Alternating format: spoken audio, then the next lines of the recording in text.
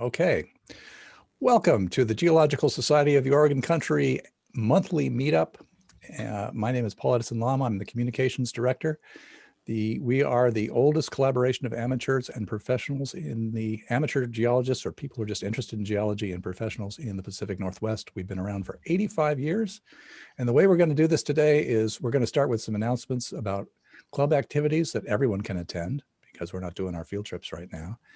And then Sheila is our president, Sheila Alfson. Professor Alfson is going to interview the man, who wrote the book on Oregon geology, Dr. Bill Orr, who's here. And I think we're also going to have a conversation, or at least start a conversation, about some recent landslide activity. So that's, and I see that Dr. Burns is here. So Sheila, let's figure out how we can balance those, Dr. Orr's presentation and talking about the landslides, because I think we want to touch on some of the current events. And then at 1 o'clock, we have some friends from our sister club, Central Oregon Geosciences Society, and we're going to talk about what the past year has meant for our clubs, what being virtual and canceling our field trips has meant for us and our membership. And then at 1:30, we stop the recording, and then we have our coffee hour. People hang out for as long as they want. And, that's a time when you can go back to the breakout rooms, have more conversations, and it's just great to see so many people here.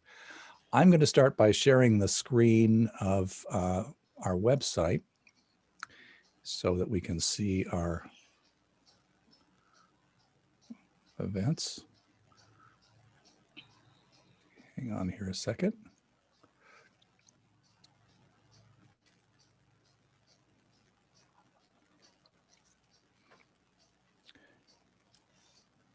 Okay. This is our website. And these are our upcoming lectures. So Sheila, do you want to talk about the next lecture, or maybe even someone from AWG might be here to talk about it? I don't know.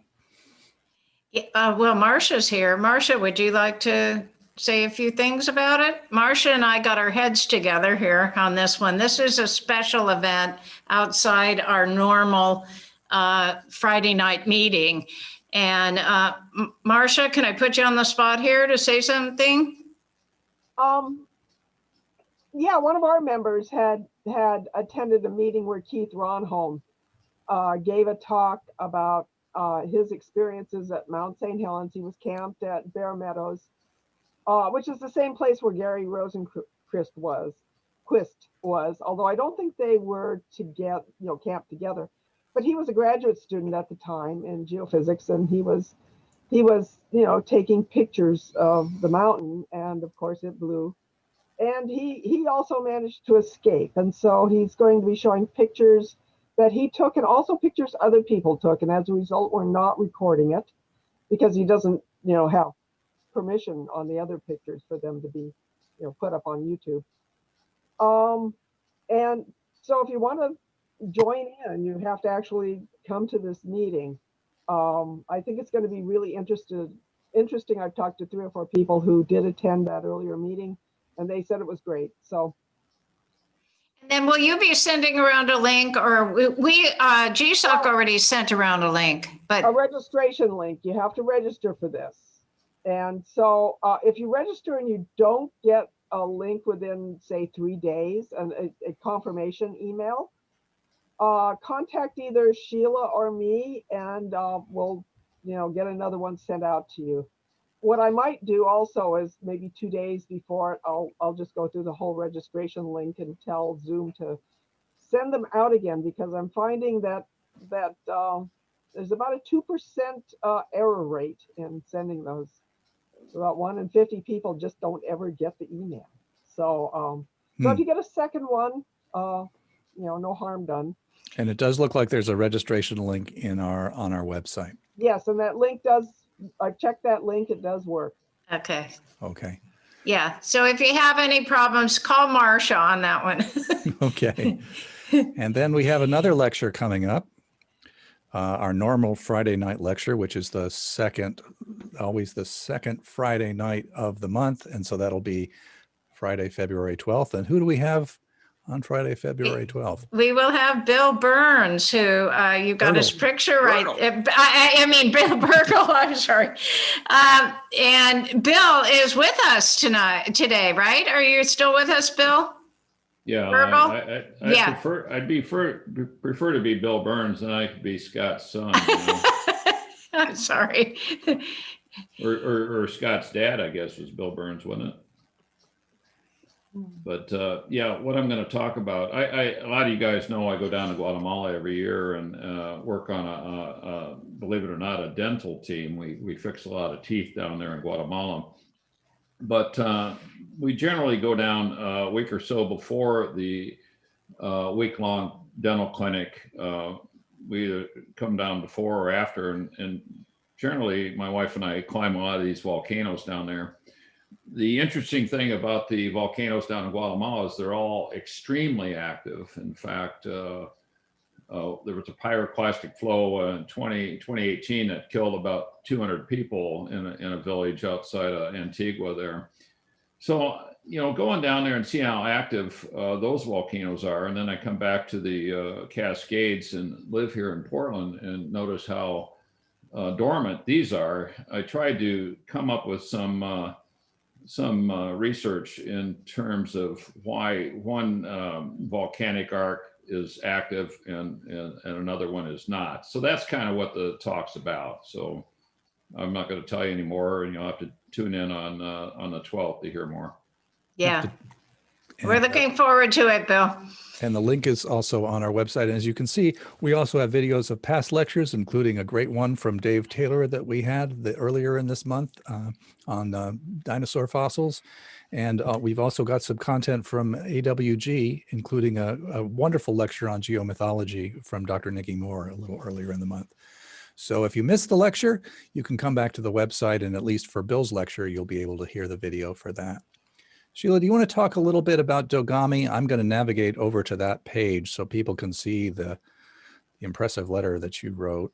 And maybe some of you know already what's going on here, but if you could, Sheila, if you could just sort of fill people in. Well, you wanted me to talk about it? Anyone who wants to, but you seem like the best person to start the conversation. Well, I just, you know, after seeing, you know, and knowing what Dogami has done for the geologic. And tell people who don't know what Dogami. Dogami stands for Department of Geological and Mineral Industries. So it's basically our state geologic survey is what you could say. And they are facing very severe budget cuts when the legislature meets this month. And they're thinking about chopping it up and dividing it into several different agencies, which if they do that, it's like chopping it up and kind of throwing it out there, because whenever any of those other agencies come under a budget cut, they're going to be hit. And so there's a big pushback here. And I wrote a letter to the governor about a year ago when this was coming up. And then I revised the letter for this year, and we put it on the website as a template so that you could send it, you know, you could modify it any way that you want, but you would have an idea of what to say. So we are asking people to talk to your representatives, and we sent out an email with a link to find out who your representatives are, depending on the district that you're in.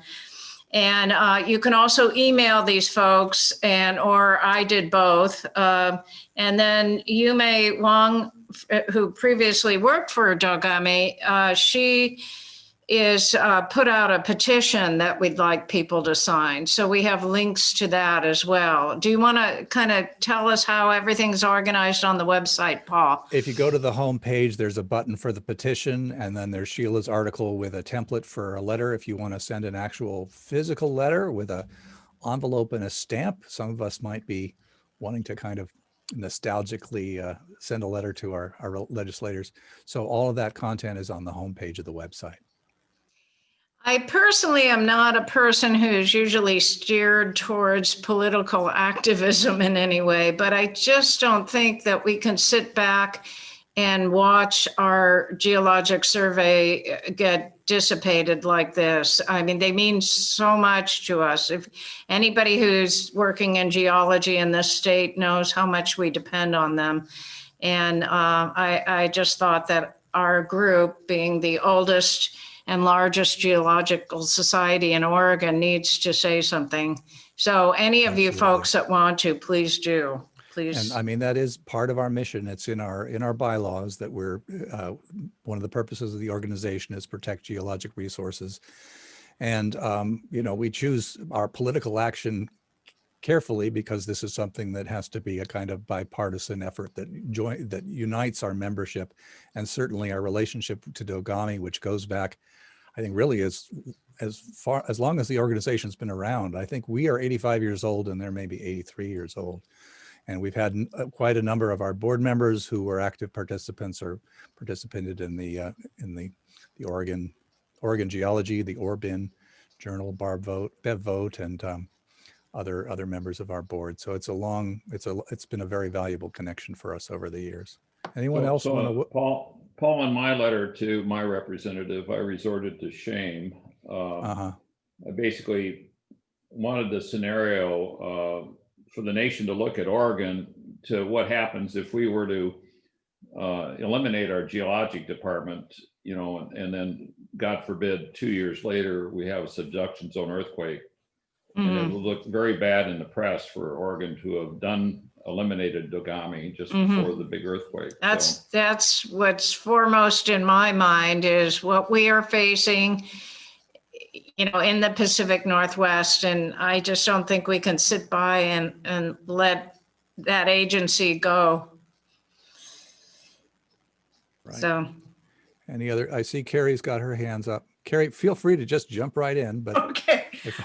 More importantly, for those of us who live anywhere in Oregon, what the geologists have done for us is find our groundwater. I don't know about you, but I kind of like my groundwater. Yeah. And the underlying geologic mapping that they have done has been instrumental in guiding our water resources group in identifying good groundwater sources and making sure that that groundwater is potable, because heaven forbid you live down gradient from areas that don't have good groundwater. So it's not just the geology in the group itself, it's what they're actually doing for us as citizens.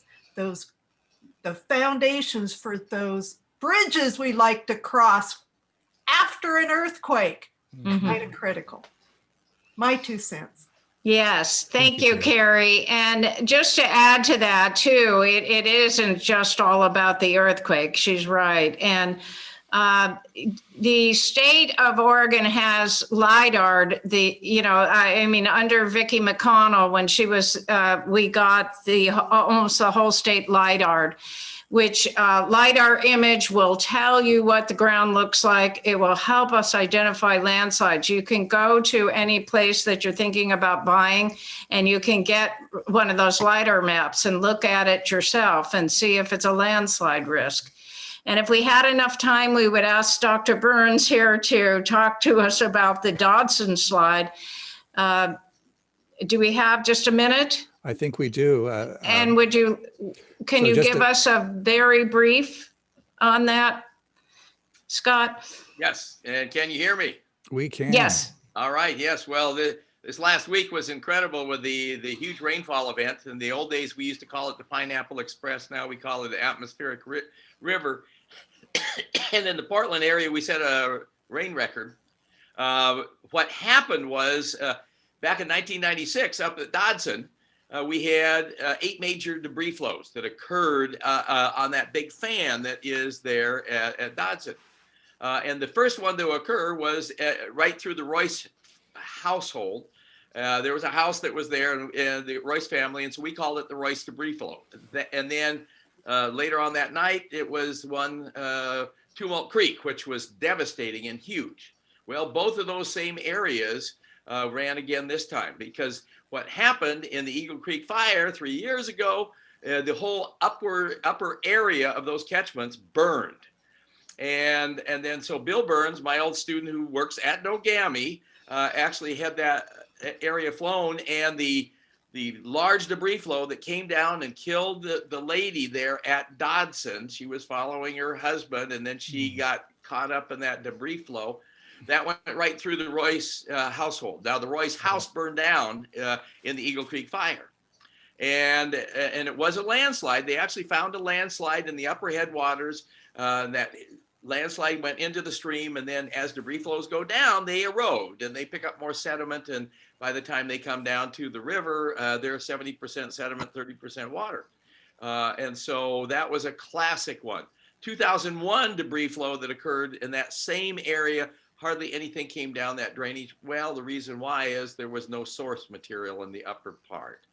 And I believe that that whole Dodson area has developed in the last 15,000 years since the last Missoula floods. Missoula floods cleaned out most of the sediment in that area.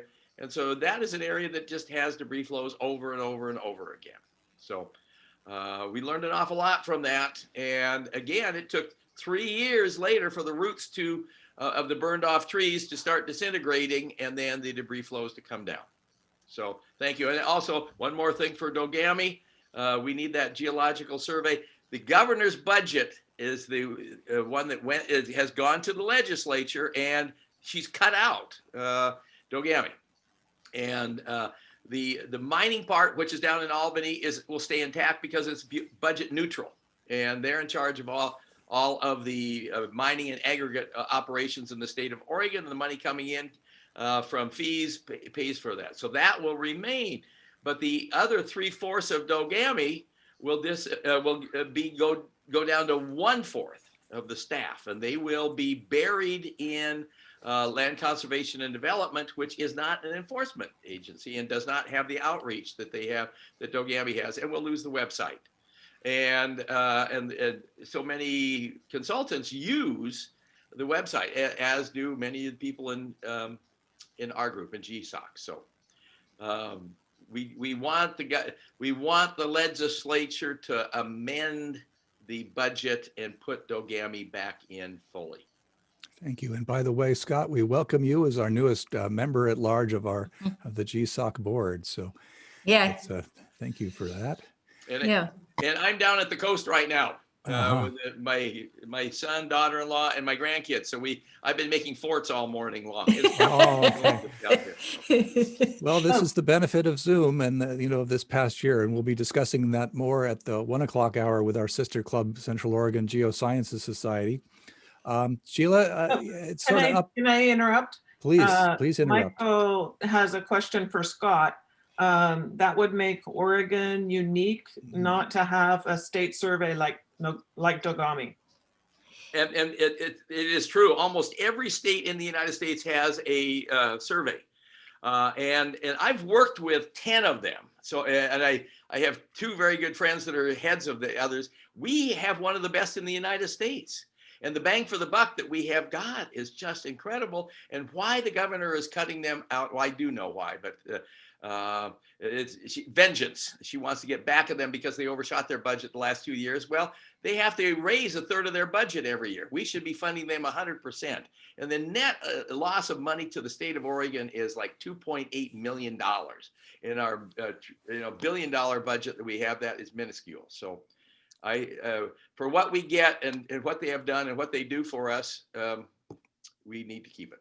And I will say this no longer seems like a lost cause. I've been seeing a fair amount of press about it, and I know that there are some county commissioners who have weighed in with statements in support. So good. Yes, and we would appreciate hearing from every one of you as far as filling that petition out, and the more numbers we get, putting pressure on the governor and the legislature, the better off our results will be.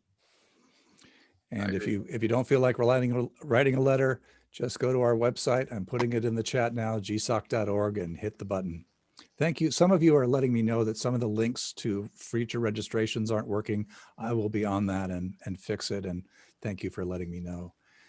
Do we have any more announcements or any field trip news, Carol Hassenberg?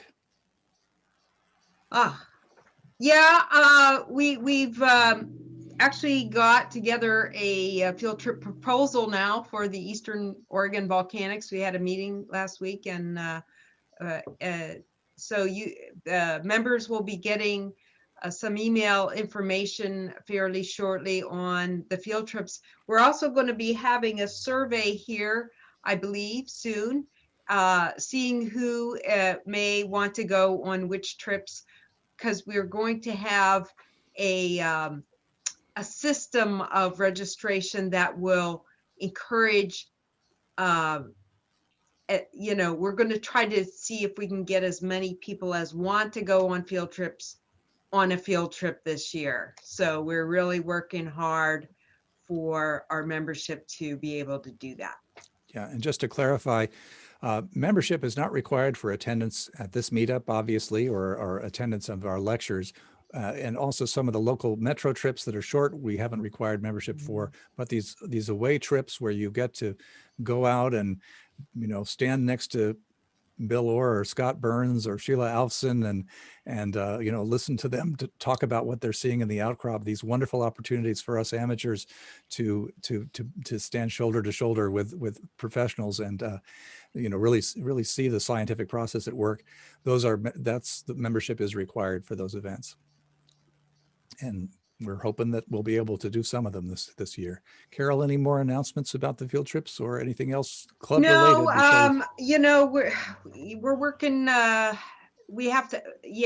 We are going to have 4 major out of town field trips. I will say that there will be the Eastern Oregon Volcanics. There will be the one that Sheila and Clark are leading to, the Mary's Peak and Tower Mountain, areas. There's going to be one on the South Central Oregon coast on the Colito Formation, which John Armentrout's involved with, and then there is going to be one in September to Port Townsend. All 4 will be fantastic trips, and so stay tuned for announcements on those. We have a lot of work to get things together to get things rolling, but we are going to be doing that before too long. Wonderful. Carol, I love your lighting. It actually matches your virtual background very nicely. You look like you're actually in the setting. Something worked out. One thing I'm also working on some field trips with Reed College, and Scott knows about this. They're starting their first geology class there. Professor Glassfeld, as a chem prof, who's working on a field trip, are working on the class.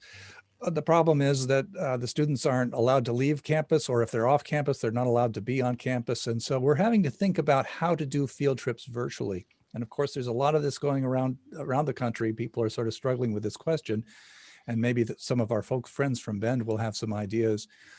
What this comes down to is, how do you virtualize the experience of a field trip? How do you have that experience of being in front of the outcrop, but also having the conversation with experts at the same time? One of the answers to that is, well, we need to do more video work. And so if there's anyone who's interested in that sort of thing, in video production, please talk to me, because some of us are trying to think that through about how we can bring the outdoor experience to Zoom and to our video production.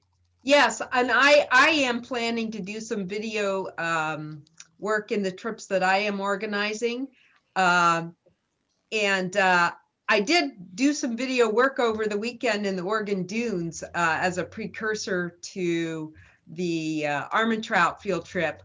And I discovered I am probably the world's worst narrator for video trips. So, I could use, maybe some help in the narration department when it comes to the actual filming.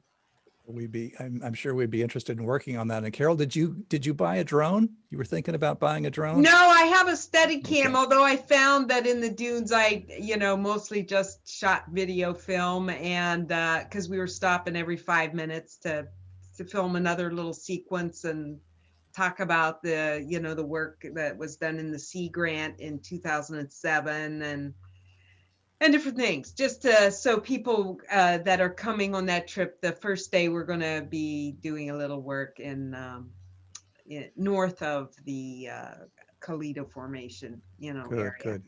Well, and before I pass the baton to Sheila, I want to honor our board member, Denny Chamberlain, whose drone was lost in service to the organization in the cold, cold waters of the Johnson Creek watershed, trying to get a better view of the Waverly basalts there. And so, Denny, we thank your drone for its service, and we hope you buy another one some point soon.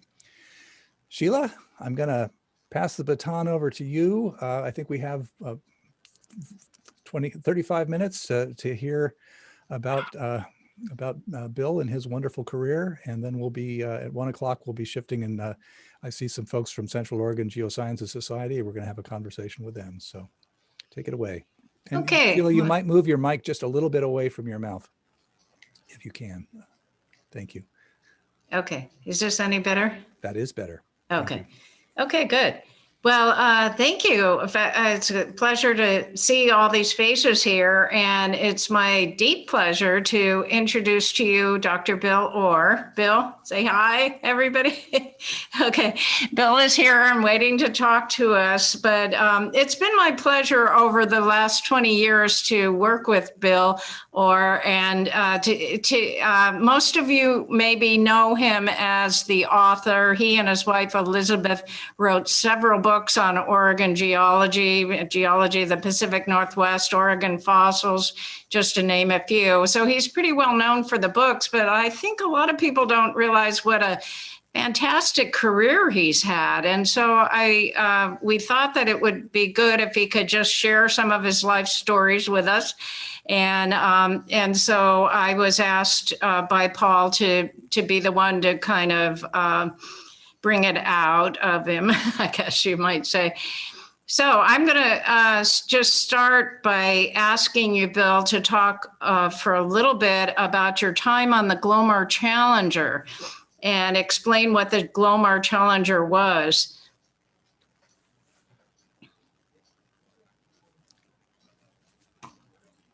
Bill, wait a minute. You have to unmute yourself. Oh, do you know how to do that? In the lower left. There we go. Can you hear me now? Yes. Okay.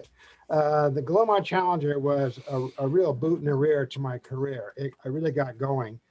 When I'd come to Oregon in about 1967 as a young professor, and I happened to have the right training, and I was young, to go out for 60 days on the Glomar Challenger, crossing over the East Pacific Rise, boring holes in the ocean.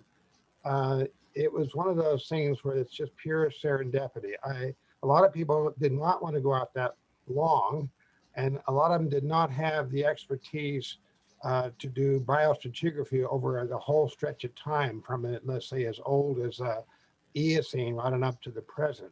So I got the nod and I went out. The trip was very successful. I was something of a doubter, which I think is healthy. But when you're out there, it was the only, you see what they got in the drilling and the age of the rocks and so forth. It was the only solution.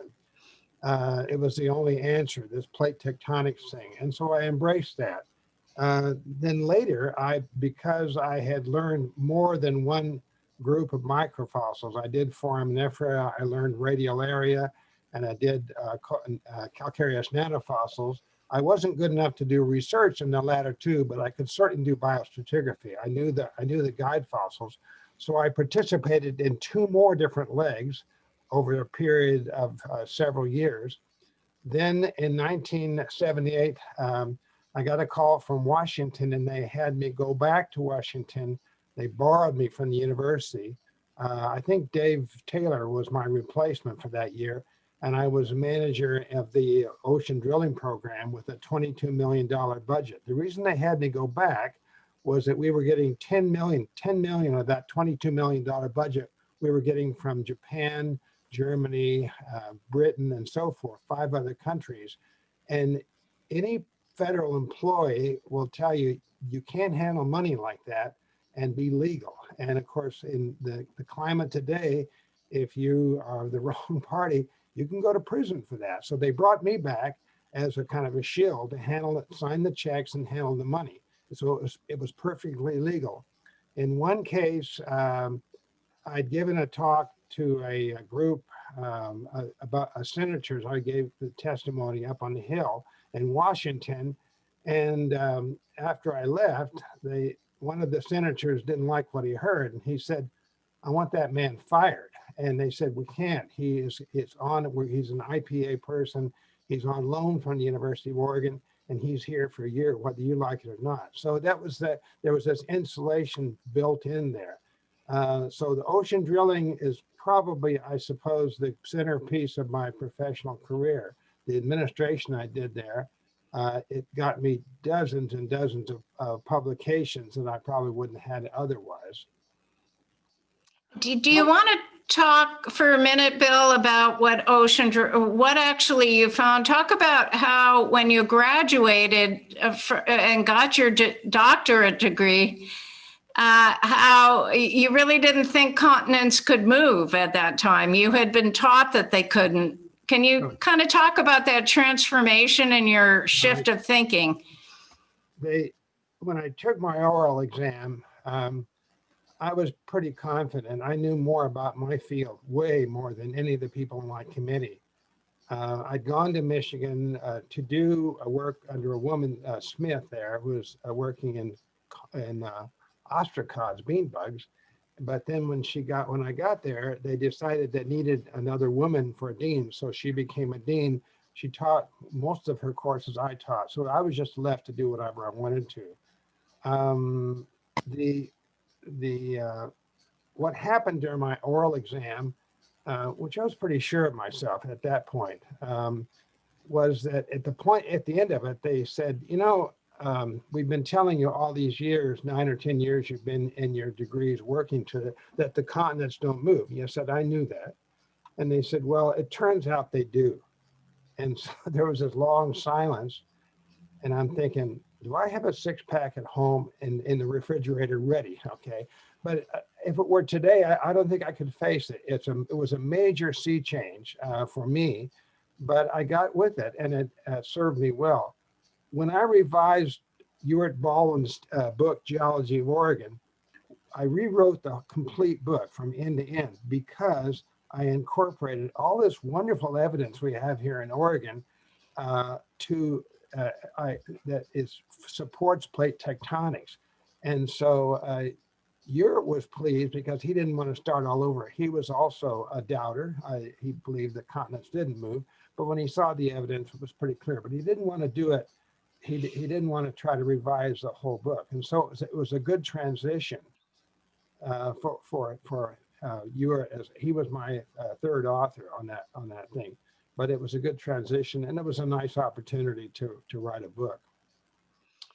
Bill, what was it that you saw on the Glomar Challenger that convinced you that plate tectonics was happening? Remember, there were people working on magnetics, there were people working on, all other aspects of it, and it was all coming up with the same conclusion that the plates had moved. But for you, in your field of micropaleontology, what exactly was it that you saw?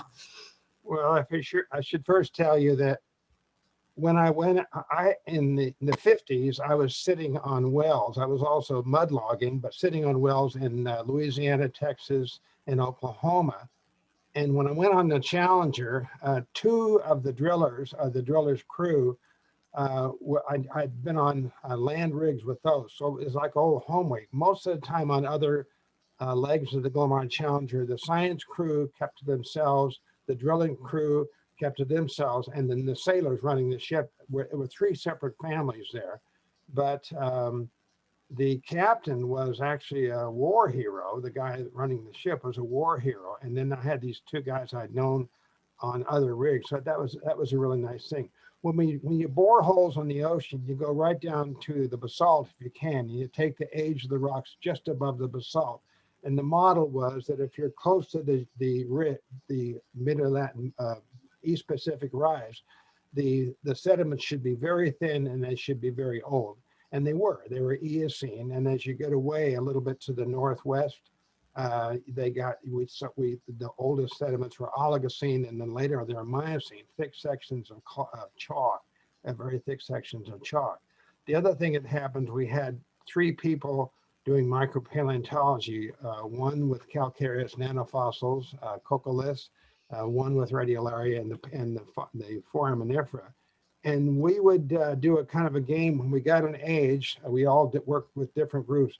We would kind of put in an envelope the answer, and then we'd say, what did you get? We'd seal that, and then, but we always all agreed, and nobody was way off the scale. That was kind of gratifying.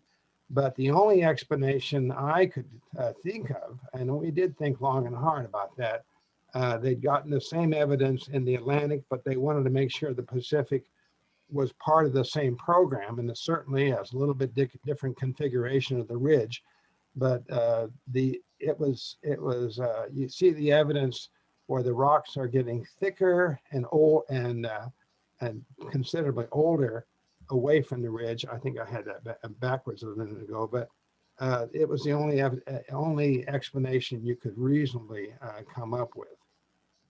Okay, good. Let's see, we had a question in the chat. Is the Glomar Challenger the same one that located the sunken Soviet submarine in the Pacific? No, the Glomar Challenger and the Glomar Explorer, that was a spy ship. Those are both, the Challenger used the new technology we call dynamic positioning. You're all dynamic. If you're standing up, you're positioning dynamically. If you didn't correct constantly the muscles in your back, you'd fall over like a tree. Well, that's what the ship does. It stays electronically locked to a beacon, a sonar beacon on the bottom, and it just sort of floats around. It can vary out. The drill string is quite flexible. So in, let's say, 2 miles of water, you could drift off station as much as 100 or 200 feet without having to worry about that. So the technology was new, and then immediately, because a Russian submarine had sunk north and west of Hawaii, a Gulf-class submarine, which has 3 nuclear weapons on board, Howard Hughes teamed up with the CIA, and they built this much, much bigger ship, the Glomar Challenger, to recover that submarine. And they used the technology, the dynamic positioning technology that the Glomar had perfected. We'd been doing it for years by that time for the Glomar Explorer. There are several stories about what happened. There's books that have been written. The people who work for the CIA, most of my brothers-in-law were at that time were spooks. They were spies working for the CIA and the NSA. And they said, oh no, they didn't really recover anything. But it turns out they did. They recovered some military materials, code books, and things like that. They also recovered bodies these sailors that had died in this disaster, this Russian sub, and they packaged those up and they videotaped a burial at sea with these bodies. And then later they gave, well, maybe 8 to 10 years later, they gave copies of the videotapes to the Russians who were justifiably livid that they had lost all this military technology. It's kind of an interesting story, but we tried to use the challenge of the Explorer. We tried to use it as a kind of a next step, but it was so big that it could be blown off station. There's a process called sail. If you get crosswise to a strong wind, and there's always wind on the ocean, you're blowing, it's hard to stay on station. So the Glomar Challenger or the present ship they're using, they're a little bit smaller and then it's a little more manageable. But the technology was essentially to recover that pieces of that submarine was essentially what we pioneered. I didn't, but the people who are doing it. Let me tell you one other interesting thing before we get off here on my own, if I may, Sheila. Yeah. When I got the job in Oregon in 1967, there were scores of people who were applying for that job.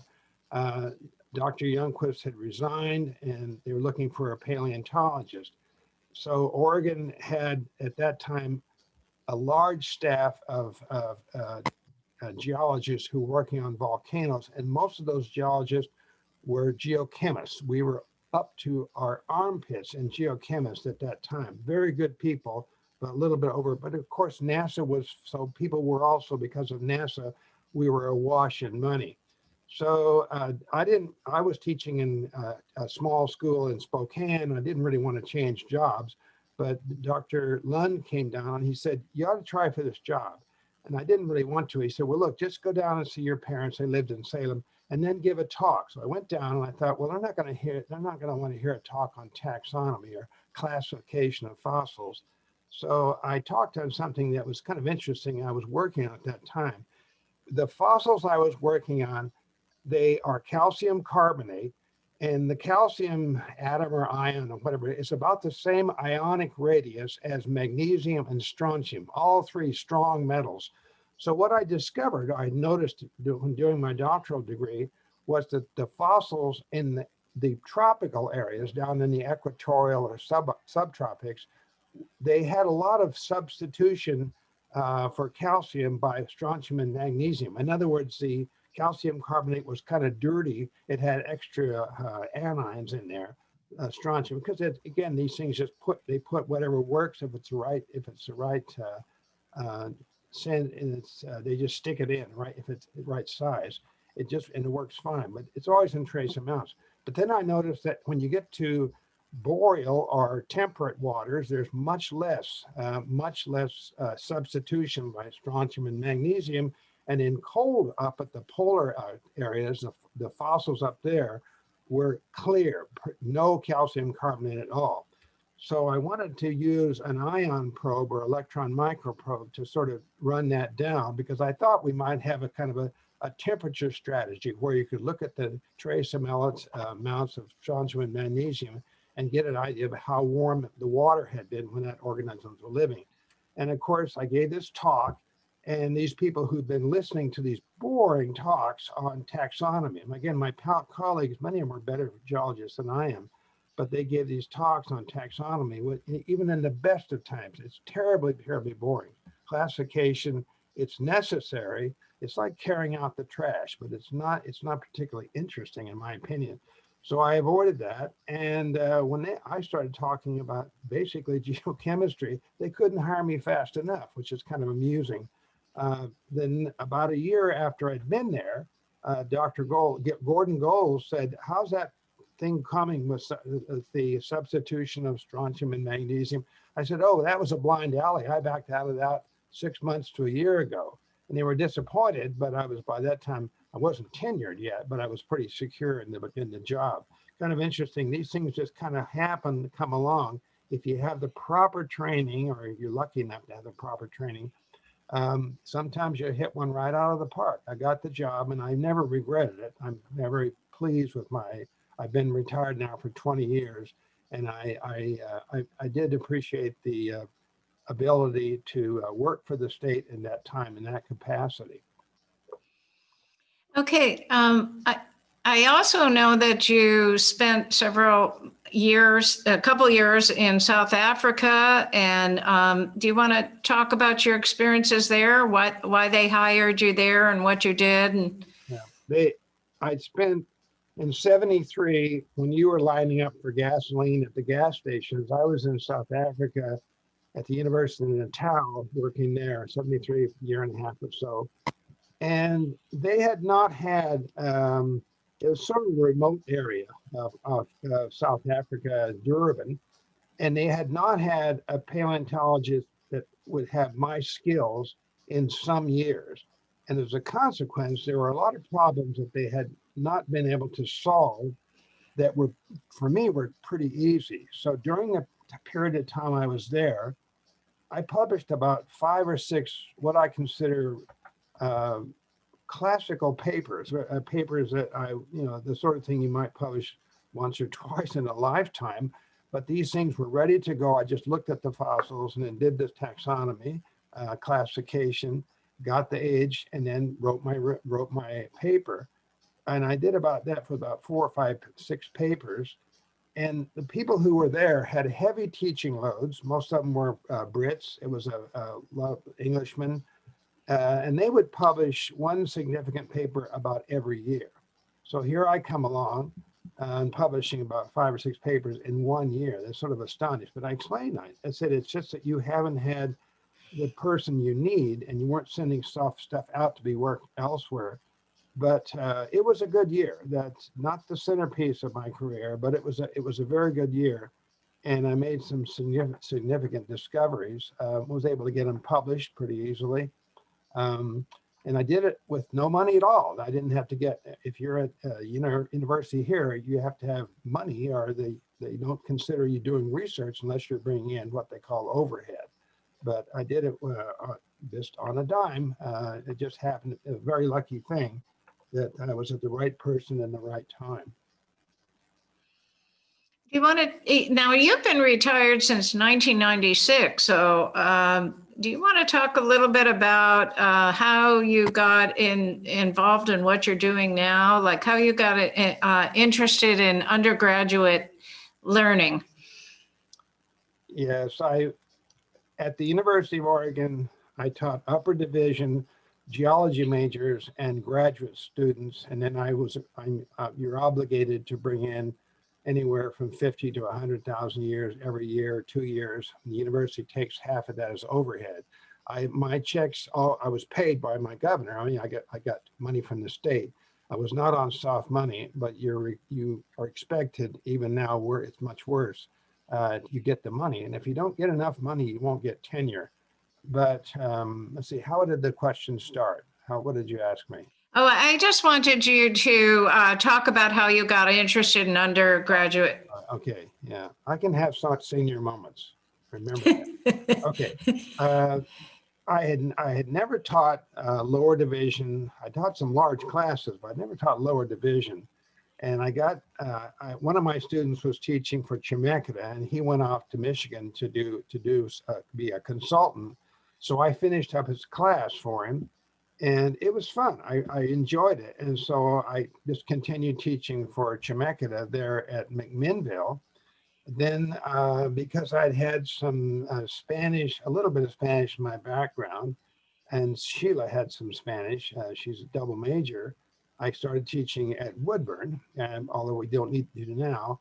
And then I'm also currently teaching I teach for PSU online classes, and I also teach for Chemeketa at Dallas. In fact, I'm in Dallas right now. It's undergraduate, lower division teaching at a community college is very difficult, not anything like what I expected. And it takes quite a different mindset, because you're not really probably educating acres of geologists. You're just teaching people using your science as a kind of a vehicle to teach them something about how science works, or why scientists do the things they do, their opinions and so forth. And I feel pretty good about that. My enrollment's still high. You live and die by your enrollment numbers, but it's still high. For years, I taught the online, well, they were correspondence courses actually at the University of Oregon. And the headquarters would move around from OSU to the U of O back to PSU, but it kind of settled at PSU. So I was teaching these what amounted to correspondence courses. Then they wanted them online. So I put together some online courses with Sheila, just converted them over. And that's working really well. It's not remote control. You have to do a lot of grading. You just can't sign the thing off and cash the check. There's a lot to it. Each time you have maybe 50 or 100 students at a time, and you have to you do the work. But it's interesting. It's a different kind of education. Not as good as classroom. Nothing can beat a classroom of 30 to 35 people where you're in front explaining something. That's the very best. But somewhere else is, let's say, teaching a online course, and then dead last is Zoom. I really have a lot of difficulty with Zoom, mostly because I lack some of the skills I need, but I can get by. But it's coming out. I will be glad to see the end of COVID for more reasons than one. Great. Okay. We have, let's see, we have a comment in the chat box from somebody who took a couple of your correspondence courses while they were in the Navy. And so he he just said what a great professor you were. And really what I find interesting about Bill is that even though his training is in, something very, a field like micropaleontology, meaning, and he specializes in foraminifera, he is able to go out of his field. You find a lot of paleontologists that just are so focused on what they know that they don't see and the bigger picture. Bill is able to do that and actually just relate to the average person who has no experience in geology and make the class fun and interesting. So, that was something I always found rather remarkable about him. Your flexibility there. The courses when I was coming up through were crystallography. I hated that course. It was difficult. The guy teaching it was into optics and so forth. I didn't like that.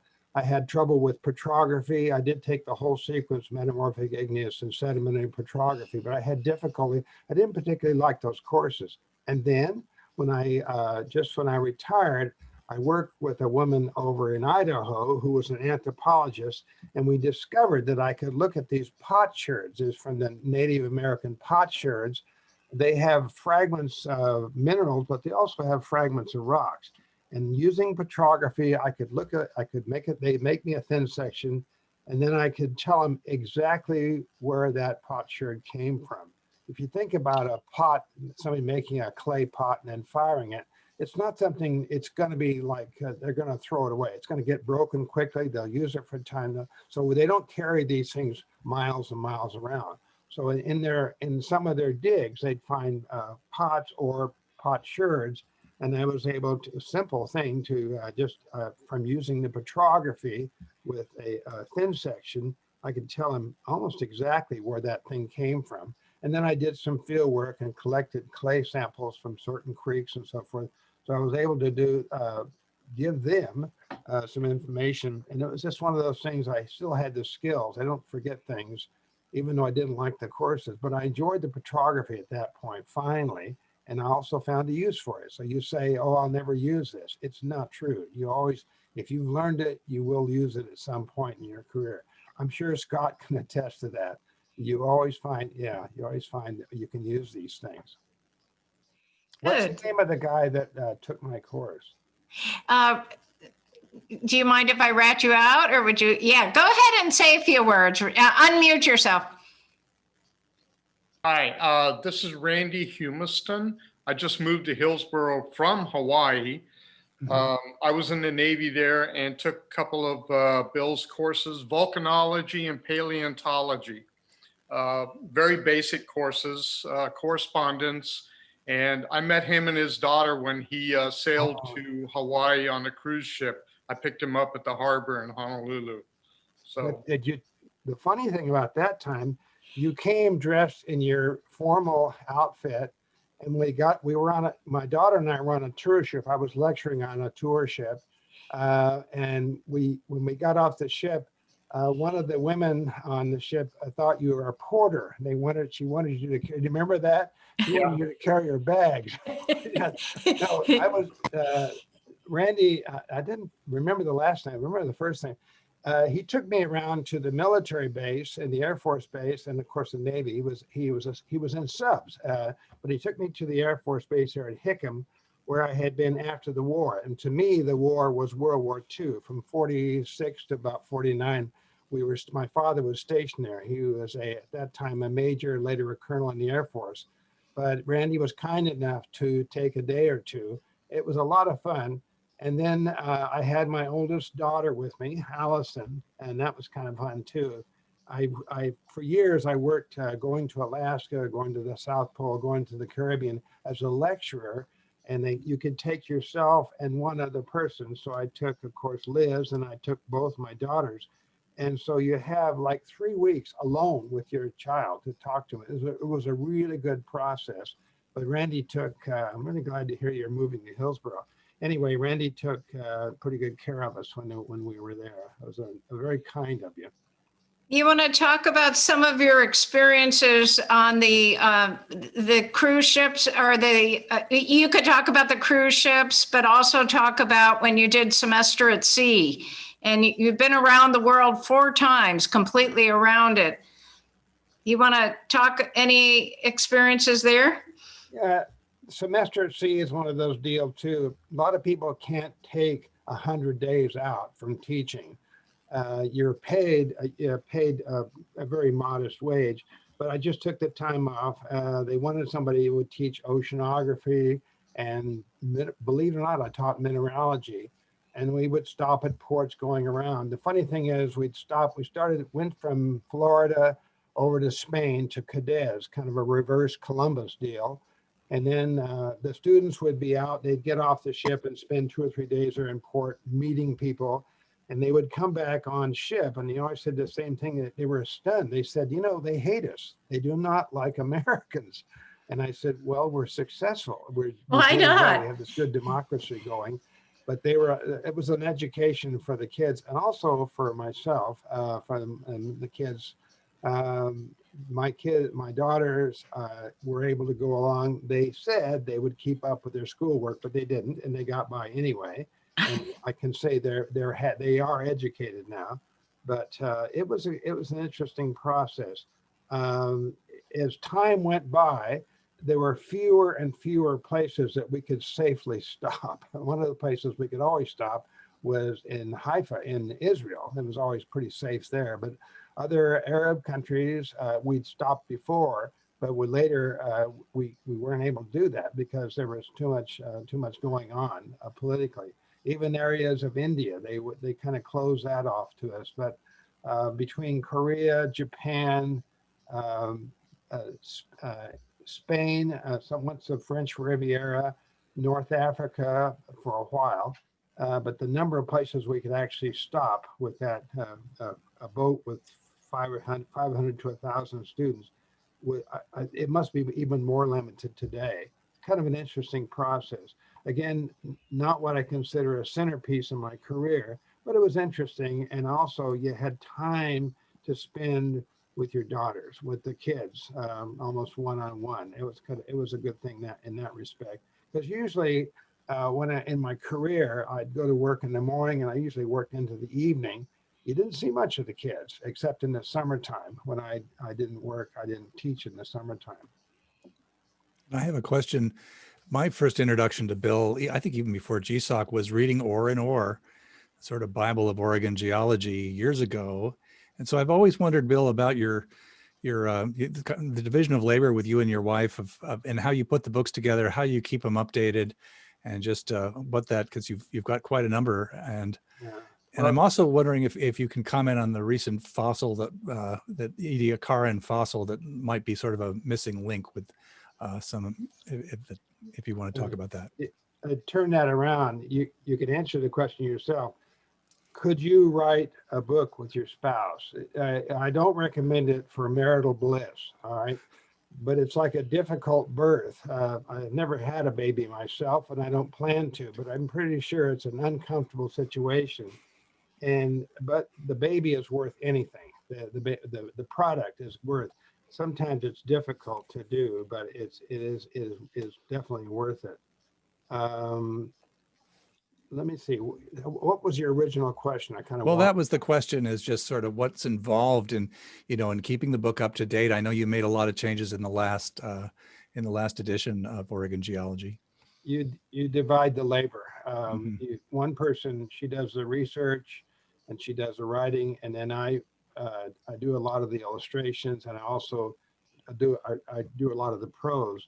But areas that she is into, like the research or finding papers, which she's very good at, she's a librarian, I stay away from that completely. I may go get the book, but and then a lot of the work is the research. It's not so much the prose kind of comes by itself, but it's been a good thing. We're working on a book right now on an environmental look at things in the Pacific Northwest, which is quite interesting, what's happened here. if you look at the ownership, the federal ownership, east of the Mississippi, west of the Mississippi, there's quite a diversity, and yet we're ruled over by a cadre of people in Washington, D.C., very small cadre of people who a lot of them have never even been to the West, and yet they're willing to pass regulations and so forth. Kind of interesting process, but that also has been a good thing in my career. It's not something I don't consider book writing science. Baldwin, my co-author Baldwin, once said, he said, if you copy somebody else's work, that's called plagiarism. But if you copy a lot of people's work, we call that research. So, and it's true, I think, but I don't consider, I'm kind of a spokesman rather than doing the science. I've done a lot of geology and collecting and paleontology, writing papers in Oregon, but not nearly as much as Dr. Baldwin did. When he got tired of writing the book on about the third edition, he turned it over to me because I'd done some books already, and it was a good transition.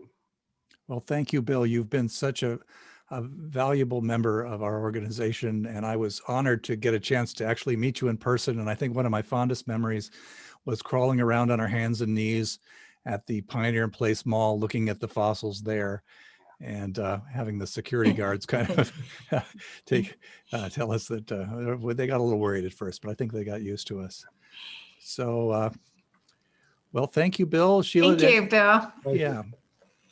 If you can hang around at 1:30, we'll turn off the recording. And if people want to ask Bill more questions, we have our friends from our sister club, Central Oregon Geosciences Society, Danielle McKay and Bob Timmer. And I guess Carrie Gordon is also a COGS member. I don't know if we have anyone else here. And our conversation today is, how has the last year, or 2020, affected our what we do in our clubs? I think it's been a real challenge for a lot of us, and we've learned a lot. So I'm going to kind of turn it over to Bob and Danielle and Carrie and anyone else from that organization. And this is just sort of an open conversation until we turn off the recording at 1:30. And I think I gave you share permissions, Bob, and I will do the same for Danielle. Thank you. I appreciate the invite. I'm Danielle, for those of you who don't know me. Can everyone hear me? Yes. Yeah. Okay, good. Very Thanks. clear. So Bob Timmer, I'm the board president. Bob Timmer is also here. He might be able to give a quick wave. He is also a board member and founding member of COGS, and we have not been around nearly so long as GSOC, and we definitely look up to you guys as our big sister. And we look up to you. You know, we changed our whole board structure based on your board. And it was such a good idea the way you were organized that happened unanimously in just a very short period of time. So we're grateful for the sororal connection. Well, it's really nice to learn from each other, and I'm really looking forward to when we can go back to. We have had a couple of joint GSOC COGS field trips, and I'm really looking forward to when we can go back. We're looking forward to reciprocating with you. Well, Bob actually put together some slides, just 3 quick slides that I could share with the group. He did a really nice job on them. Yeah, go ahead. You guys mind if I just share the screen? Please do. Let's see. All right, can everyone see these slides? Yeah. Yes. All right. So he put together just some ideas of what has changed for us since COVID-19, and I'm sure that this will be very familiar to all of you. Our last sort of live, real, in-person presentation was on February 25th last year with Josh Roaring from University of Oregon. And we run a presentation schedule once a month from September to May. So every fourth Tuesday of the month, once a month from September to May, we host a talk. We were doing those at the Deschutes Brewery, of course, because you have to have beer if you have geology.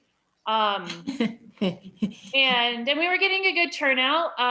We very quickly moved from the downtown pub in Bend, which has a small meeting room, to the bottling facility, which has a much larger meeting room, because we were getting sometimes 150 people. So good turnouts. And that last live presentation was in February. We canceled last March and April meetings because, you know, we all know what was going on in March and April. But we did resume via Zoom in May. So we really only missed 2 months worth of meetings. And then we also have what we call our visiting scholar presentations, which are just a little bit of an ad hoc schedule instead of a preset fourth Tuesday of the month standing meeting. It's just kind of taking advantage of if people are coming through Central Oregon doing research, or we have someone visiting and we want to invite them to give a talk, then we call that a visiting scholar talk. And we did do a visiting scholar talk with Bill Orr, thank you, Bill, in June via Zoom, and that went well. And we really learned a lot from GSOC and from other groups for kind of how to pick up fairly quickly with Zoom. We had a lot of board discussions. Should we just leave it alone, just see how long the pandemic lasts and kind of go into hibernation, or should we get going with Zoom? And I'm really glad that we got up and running with Zoom. And that was in part looking to what GSOC was doing. Of course, all of the field trips for 2020 were canceled. And, you know, we're hoping that they can come back this year in some form, although we haven't had a solid board discussion on that yet. But, you know, I imagine we'll be obviously following state recommendations, but I imagine we'll also probably want everyone to have that shot in the arm before we go back to field trips. But that remains to be seen. And then last year, Bob, when did we just start talking about the geo exploration hikes? I think that was early 2020. It was before COVID. It was at the February 25th meeting. We rolled out the idea, and there's a slide a couple back that will explain that, what it is for people. But yeah, we got the first list of people that were interested right before we had to shut down. So the board had kind of in January and February been talking about this idea of geo exploration hikes, and we'll get to those in this next slide.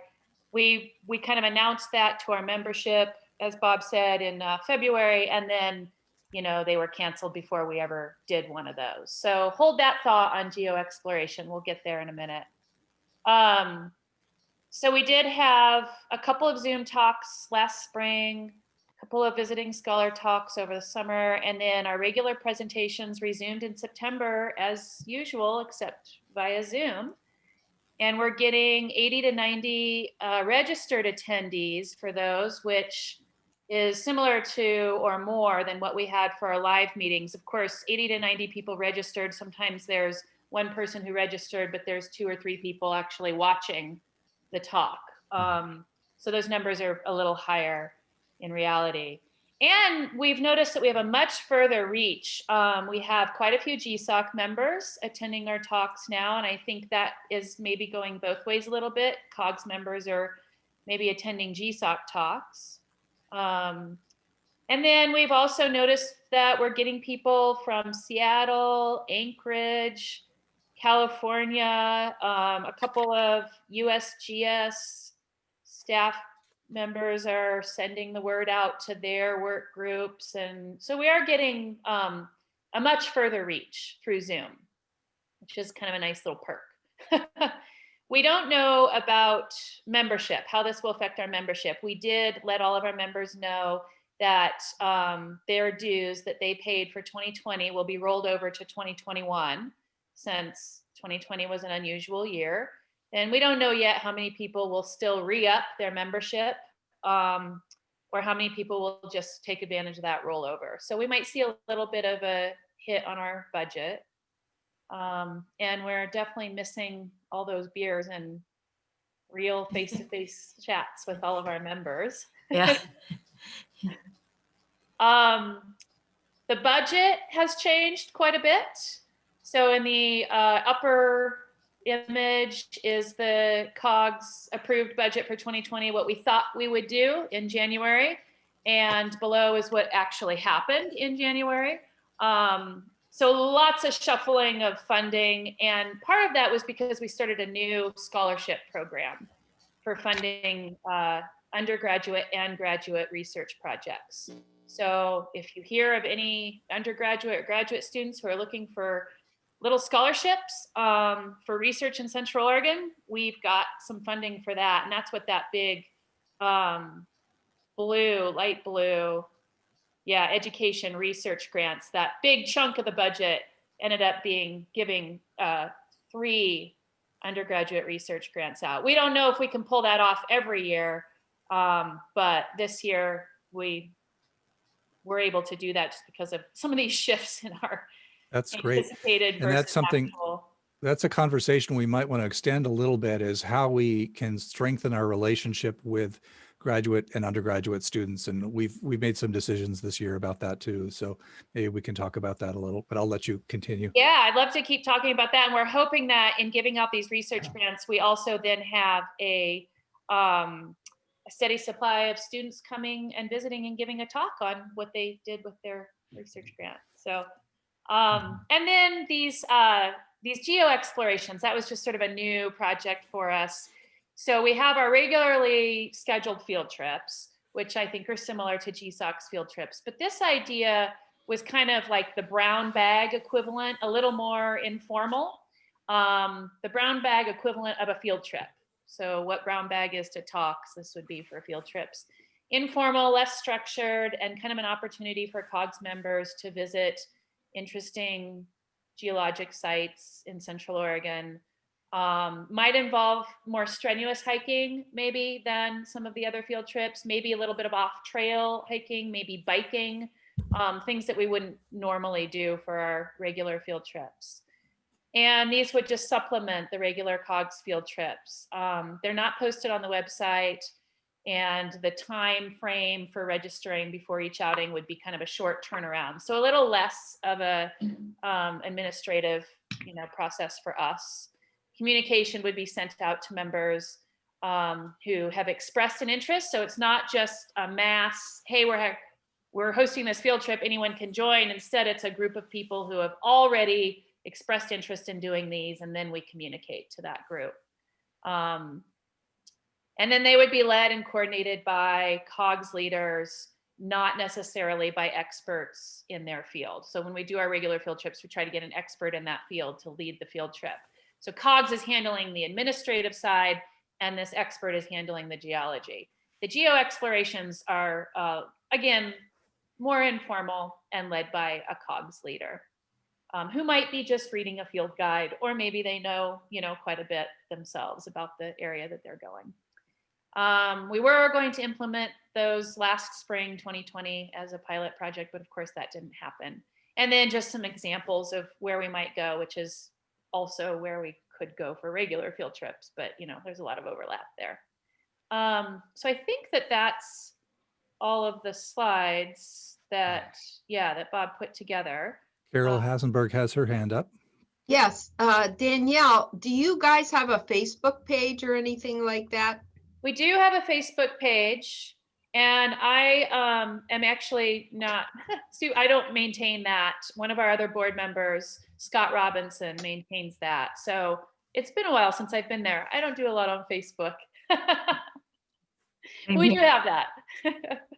Too many pitfalls for an instructor to be on. Carol, there is a link to the Facebook page at the bottom of the website, the COGS website. Okay.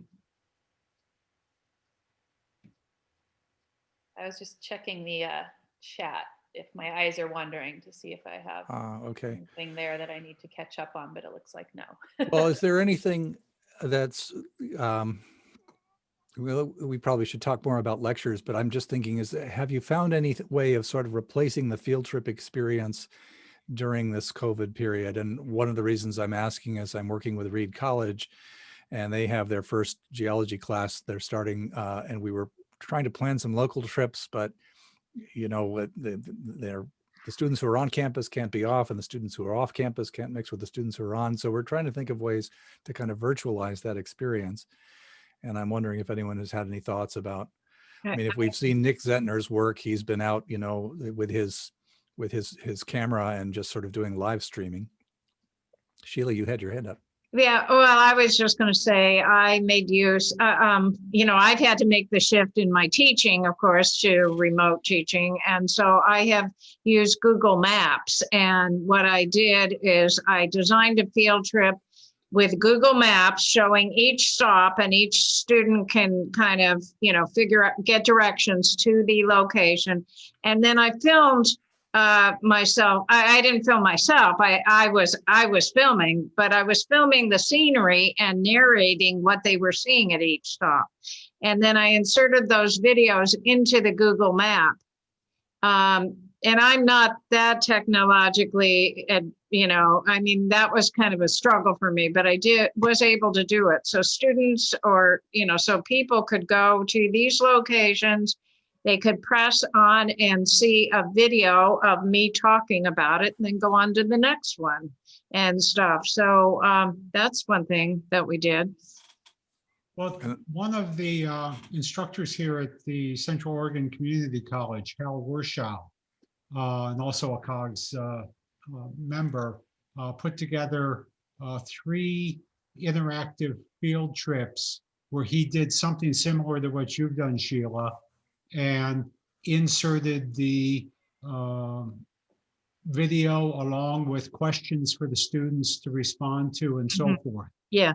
And those field trips, Paul, are available on our website, okay? Oh. Under the resources tab. I'm just actually going to share my screen again just for a minute and go to the website, because I think Hal did a really good job. Yes. With those. So let me just share that with the group. So this is the COGS website, the homepage. And we kind of shuffle the homepage around a little bit to really feature what's happening right now. And these virtual field trips that Hal put together were front and center over the summer as a replacement for our field trips. Hal did these for his Central Oregon Community College field course, but he shared them with COGS, so we were able to access them. So if I go over here up on the navigation tab at the top of the page, if I go to resources, we've got, and I'm scrolling down, we have lots of resources for educators and that kind of thing, field trip guides. And here are Hal's field trips. There's one for Fort Rock, one for Scout Camp Trail, which is just really a great Deschutes Canyon hike. If you haven't had a chance to see it, really great geology in the deep section of the Deschutes Canyon. And then one from Mackenzie Pass. And I think those are really good templates for how to do virtual field trips. And then there's also this local photographer here in Central Oregon, Mark Darnell, who does these Google flyovers, and he does really a great job, really meticulously kind of cruising through terrain in Google Earth. And those are worth checking out too. That's fascinating. How long are the virtual field trips? Are they just a continual stream, or are they edited, or? So he videoed himself. So this is just a little kind of snapshot. If you click on one of the field trips, then you just get a link to the video. And then since this was done for a class, you also get a link to what he wants the class to do. So you get to pretend that you're in his class. So you can kind of play around with all of those links and see everything that's embedded within the field trip. So it's Hal on location at Fort Rock, talking about the geology in several different video clips, and then some activity workshots and Google Earth files that go along with that. Wow. Okay. So it sounds like some of the best stuff is coming from academics who are having to do this for classwork, and Sheila and so forth. So yeah, that's good to know. I ended up, well, let's see, I didn't make mine public because that particular field trip is so close to some private property that I don't want to just make it to where, you know, anybody could get that link and do Yeah. the trip. I would make it available for GSOC members, but, you know, but we have to kind of limit how many people. And Hal did the same. He only shared a few of the mini trips that he did. So Was it also based on Google Earth or Google Maps, Hal's, or is it just video? his has a little bit based on, Okay. yes, there is some All right. a Google Earth component. So they do some flyovers. They use a little bit of Mark Darnell's flyovers through Google Earth, and then they'll stop at a certain location. And then there will be a link to Hal at that location on the ground, pointing out features. Interesting. We've had a lot of, I think, success transferring our meetups from the local deli to this Zoom setting. Have you also been able to have a sort of sense of community in the COVID era? We have talked about doing something similar to GSOC in these meetups, and we haven't yet done anything. And by We the do way, have a you little are, bit of chit chat before our monthly meetings, the Zoom doors open at 6:45 and the meeting doesn't start till 7. So there's an area in there, a 15-minute time frame for people to chit chat. But really, like, it's most people just either they've blocked out their video or they're just kind of looking at the computer. Sure. So the lecture a little remains awkward. the lecture remains sort of the centerpiece of what that's largely true for our organization as well. Well, you're welcome to come. In fact, we'd love to have you as a regular guest. So please feel free to send our link out to your membership and to be here every month. That would be great. We do post those links, and it is something that I personally want to start doing, but we had talked a little bit about reaching out to other clubs out around the country and having just this conversation, and we might want to do that in the future. And there are a few other amateur geology clubs just like us, and I think they're probably facing some similar issues. It would be fascinating to kind of hear what they're doing. I think one big question for all of any organization we belong to is, what's the transition going to be like when this ends, however it ends? I mean, what are we going to keep? What are we going to try to do when we move back into a lecture hall or a brew pub or whatever? Have you thought this through? Yeah, one of the biggest questions we have there is, we're pretty sure that when we go back to the Deschutes Brewery, people will come. Everyone loves beer. But one of the biggest questions we have is there's, a considerable push to keep doing a Zoom component because we've expanded our reach. And, sometimes we have bad weather and people don't want to drive to a presentation.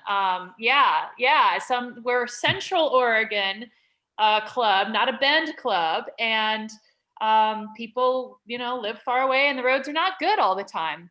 So we would like to continue with the Zoom aspect, even though we're doing a live in-person presentation. And the real challenge there, of course, we have not experimented with that at all yet, but I have seen live recordings or Zoomed, maybe not Zoom, it's pre-Zoom, but a recorded version of a talk that happened in person.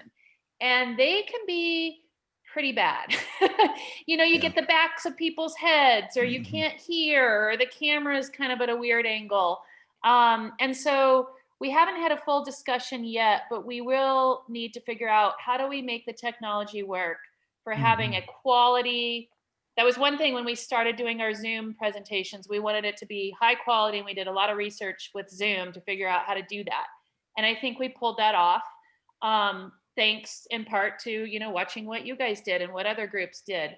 So that is our next question, is how do we pull off a high quality recorded talk that is happening, live in person. And so you have the sounds of the bar and people getting up and walking around, and how do you see the screen? How do you make sure that the slides are visible, and all of those questions? Yeah, I think we're facing those too. I think we're fortunate in that we've been using Portland State's Kramer Hall for the past 47 years, and they're bringing in they brought in some new equipment that will allow for Zoom switching right at the podium. And so at least some of the technology will be there, but I think some of the same questions about how you do a hybrid event well, especially because it kind of divides the attention of the speaker from the physical audience and the online audience. And it's very easy for one of those audiences to kind of get the shorter end of the stick. Yeah. But I think will be a lot. And the other thing is that people will have skills that they've developed in the online setting, in the Zoom setting. And so we'll be in a slightly different place. So I think it'll be a really creative time, but also a bit of a frustrating time. Yeah.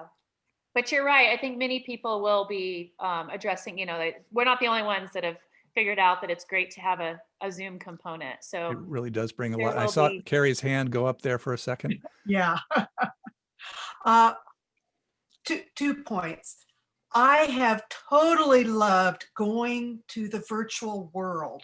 I can sit here and spin. You don't know how much yarn I have spun between the COGS talks, the GSOC talks, and Nick Zentner's talks. I mean, it has just been, and AWG, I mean, going virtual with AWG. So for me, it has been ideal. And I'm not trying to drive somewhere today where we have our winter snow. So I'm not trying to drive somewhere. I have been a member of GSOC for a bit longer than I've been able to attend talks. So being able to actually attend the talks, I love the newsletter, but to be able to attend the talks is awesome.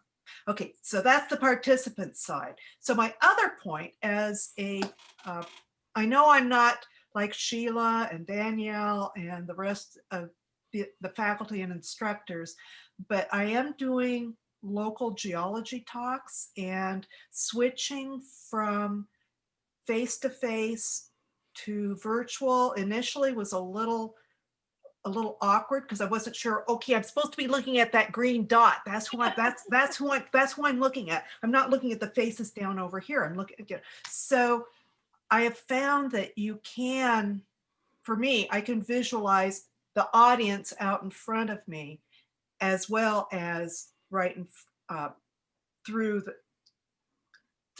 the large S of electronics and the little bugs wandering along the wires. So I think there's a way for speakers to be comfortable with that. I think we can go there. And I think we're seeing that in the speakers that we're now hearing and seeing.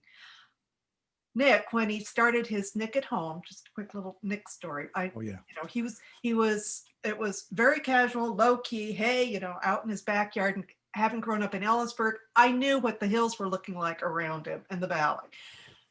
But when he went forward with his GoPro and started taking us on adventures, to me, that was the most powerful, to be out there on a road that I had driven a number of times for work.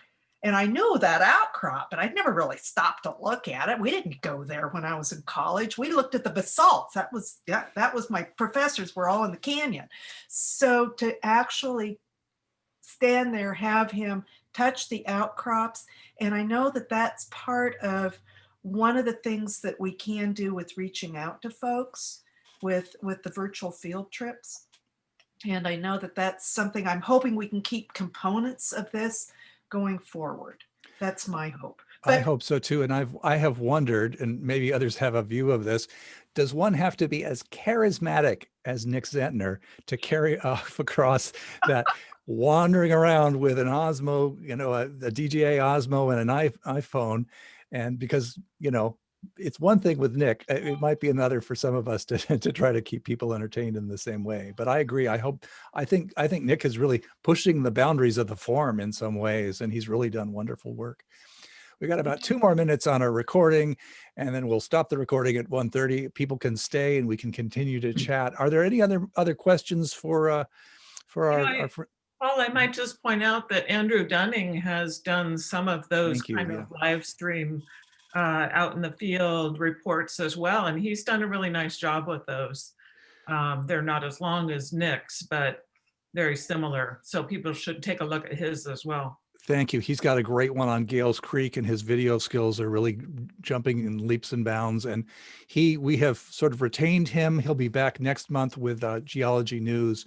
And so that's going to be a regular feature going forward.